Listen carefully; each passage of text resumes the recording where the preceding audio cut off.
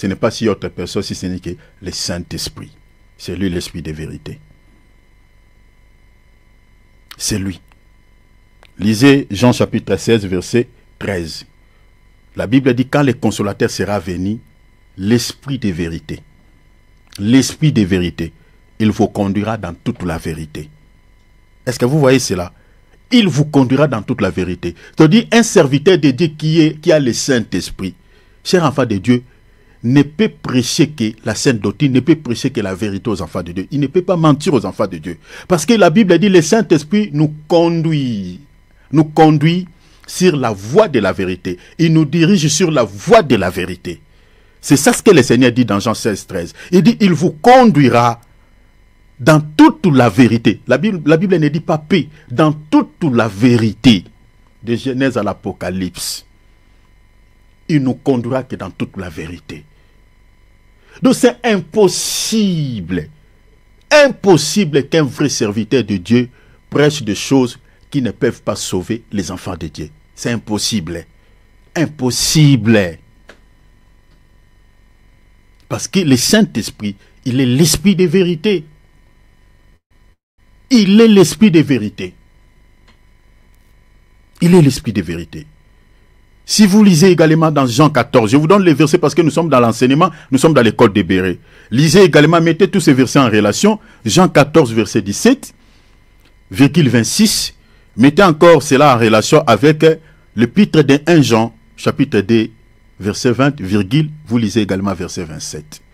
Vous allez voir tous ces passages parlent du Saint-Esprit en tant qu'esprit, l'esprit de vérité.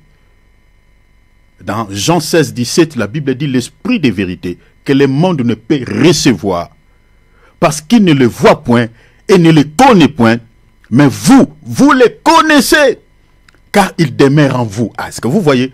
Parce que nos corps est le temple du Saint-Esprit, il demeure en nous. L'esprit de vérité, il demeure en nous. C'est ça ce que Jean nous enseigne ici. Il dit l'esprit de vérité demeure en vous.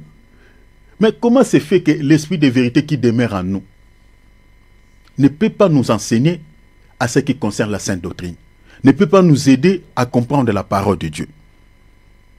Aujourd'hui, ça m'étonne, il y a certains chrétiens qui ont fait plusieurs années dans la foi, mais qui ont des mal à lire un verset de la Bible et de tirer une leçon spirituelle là-dessus.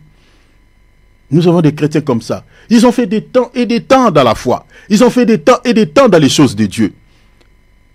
Mais incapables de faire même une petite exhortation de 5 minutes.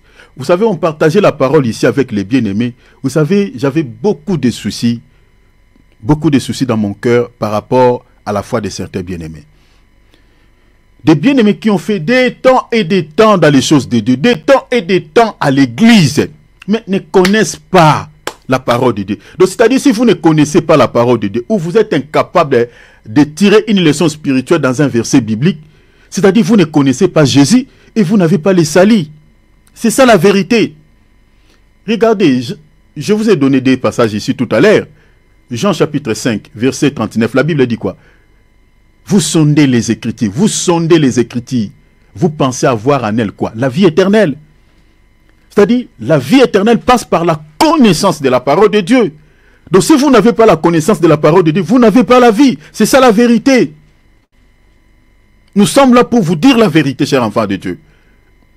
Pas vous mentir. C'est ça la vérité. Les salut passent par la connaissance. Ce n'est pas le fait que voilà, je suis fait le baptême, je suis déjà baptisé au nom voilà, j'ai fait mon baptême, je ne sais pas, au nom du Père et du Fils. Tout ça, on va voir ça. On va voir ça au nom du Père et du Fils et du Saint-Esprit. Parce que si le baptême n'est pas conforme à la sainte doctrine, on peut refaire ces baptêmes-là. On vous donnera aussi des textes, parce qu'on parlera aussi sur les doctrines des baptêmes. Bon, moi j'ai déjà fait mon baptême. Bon, je ne peux pas continuer à servir Dieu, voilà, comme les autres. Moi, je ne suis qu'un chrétien simple. Je n'ai pas intérêt, ça ne m'intéresse pas de lire trop la Bible, ça ne m'intéresse pas trop de connaître les choses de Dieu. Bon, j'ai mon salut, j'ai fait déjà les baptêmes, je crois à Jésus. Il y a certaines théories comme ça dans l'esprit de certaines personnes. Et quoi que parce qu'il est passé par les eaux de baptême, parce que voilà, Il a confessé Jésus-Christ dans sa bouche, que je te reçois comme mon Seigneur et mon Sauveur, et puis c'est fini, c'est fini. C'est tout, c'est bon, je les salis. Non, tu te trompes. Si tu te trompes, les salis, je nous avais expliqué ici, les salis, c'est un processus. C'est un processus à trois étapes divines. Les salis, c'est un processus. Si vous n'êtes pas passé par ce processus, c'est compliqué. Recevoir le baptême, confesser Jésus-Christ dans sa bouche comme Seigneur et Sauveur, ça ce n'est que la case du départ, ce n'est que le débit. C'est le débit, cela ne suffit pas.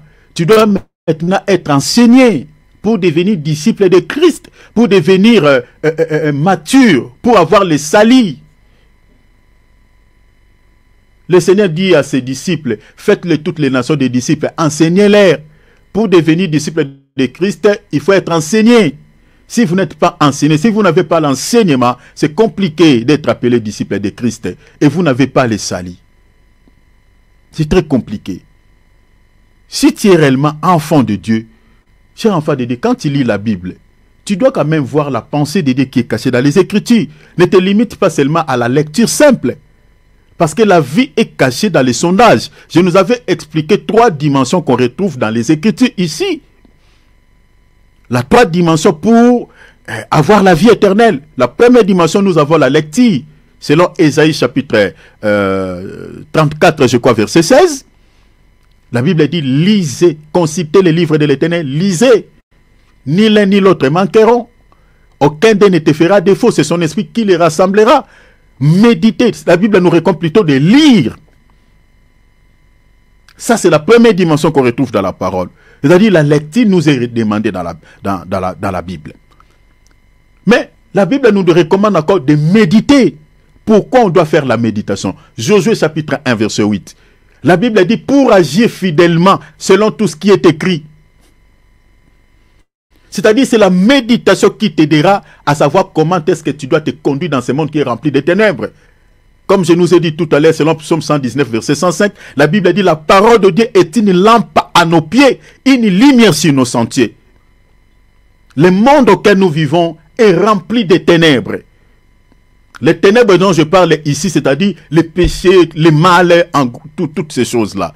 Si vous n'avez pas suffisamment la connaissance de la parole de Dieu, eh bien, vous allez vivre confortablement dans les péchés par ignorance. Parce que vous n'avez pas suffisamment la connaissance des choses de Dieu. Mais les vrais chrétiens ne vivent pas comme les païens, ne vivent pas comme tout le monde. Les chrétiens, un chrétien c'est quelqu'un, un chrétien c'est comme un féticheur. Il est quelqu'un, quelqu'un de discipline. Il ne vit pas comme un païen. Il y a des choses qu'il peut faire, il y a des choses qu'il ne peut pas faire. Donc, il faut que vous puissiez comprendre cela. Alors, ici, vous voyez que la Bible dit l'esprit qui demeure en nous, l'esprit de vérité. Et si vous lisez dans le verset 26 de l'évangile de Jean chapitre 14, la Bible dit, mais le consolateur, l'Esprit Saint, lui l'Esprit de vérité, la Bible dit que le Père enverra en mon nom, vous enseignera toutes choses. Est-ce que vous voyez? C'est ça le rôle du Saint-Esprit. C'est ça le rôle de l'Esprit de la vérité. Maintenant, posez-vous la question. Tous ces serviteurs qui nous prêchent des choses qui ne se justifient pas dans la parole de Dieu, qui nous prêchent des fausses doctrines, bien-aimés, pensez-vous que ces gens-là ont le Saint-Esprit? Quand on vous prêche tout le temps un évangile qui se limite au niveau de la chair, bien-aimé, pensez-vous que celui qui donne un tel enseignement, il a le Saint-Esprit de Dieu? Parce que ça ne cible pas votre âme, ça ne vous sauvera pas. Quand on vous prêche matin, midi, soir sur le mariage, comment satisfaire sa femme, comment satisfaire son mari, 4 clés de bonheur, 4 clés de succès, voilà cette clé de... Voilà, toutes ces choses-là. L'évangile est centré sur les choses de ce monde. L'évangile est centré sur le matériel, sur le matu-vie. Ne ciblez pas votre âme. Une telle personne, pensez-vous qu'il est mandaté par Dieu pour vous conduire au ciel? Non. Non. Il n'a pas le Saint-Esprit. C'est ça ce que l'apôtre Paul enseigne dans Philippiens 3, 18. L'apôtre Paul dit, je vous avais parlé, je vous parle maintenant en pleurant. que ces gens-là sont ennemis de la croix du Christ. Ils ne pensent qu'aux choses de la terre. Ils ont pour Dieu leur ventre. Ils vous présentent le Dieu du ventre. Ils vous prêchent un évangile de la nourriture. Je suis en train de prophétiser sur toi, ma sœur. Ton frigo, ton congélateur, la nourriture ne finira pas. Sera tout le temps rempli de la nourriture. Quand vous entendez de telles paroles, ça chatouille l'oreille. Et ça fait du bien. Mais ça ne sauve pas votre âme. Tu vas bien manger ici sur la terre. Tu vas devenir gros. Tu vas devenir... et tu auras tellement du poids le jour de l'enlèvement, tu ne pourras pas partir. Tu ne partiras pas. Ne rigole pas, mon frère Philippe. C'est ça la vérité. Donc, faisons attention.